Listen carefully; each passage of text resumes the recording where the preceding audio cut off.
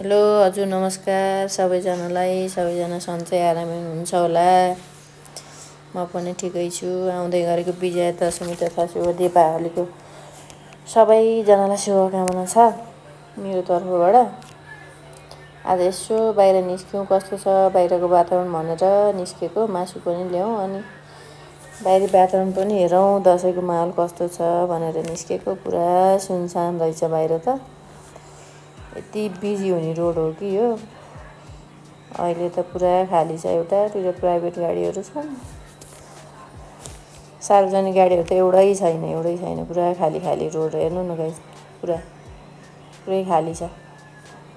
हामी आमा छोरा भएर यसो बाहिर हिँडौँ भनेर निस्केको। मेरो छोराले भिडियो गरिरहेछ। आमा छोरा भएर हिँडेको। हजुरहरूकोतिर के कस्तो छ दसैँको माहौल? रमाइलो होला गाउँघरतिर त। यसै पनि रमाइलो हुन्छ चाडपर्व आयो भने।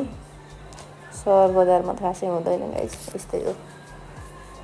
गाउँको याद आउँछ गाइस मलाई चाहिँ। यस्तै हो, भने जस्तो हुँदैन। के गर्नु, चाडपर्व रमाइलो हुने भनेको गाउँघरमै हो। रमाइलो हुने भनेको अलिक सानैमा हो। अब त बिस्तारै वास्ता पनि हुँदो रहेछ क्या, इन्ट्रेस्टै नलाग्ने।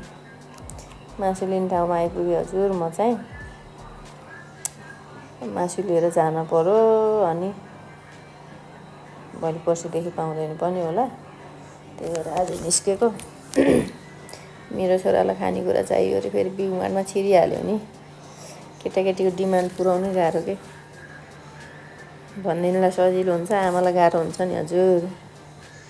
भनेका किनिदिनु परिहाल्यो। के गर्नु, यस्तै छ। जे भन्छन् त्यो नपुऱ्याइदिई नहुने। म फेरि टमाटर बजारमा टमाटर किन्न रोज्न थालेँ।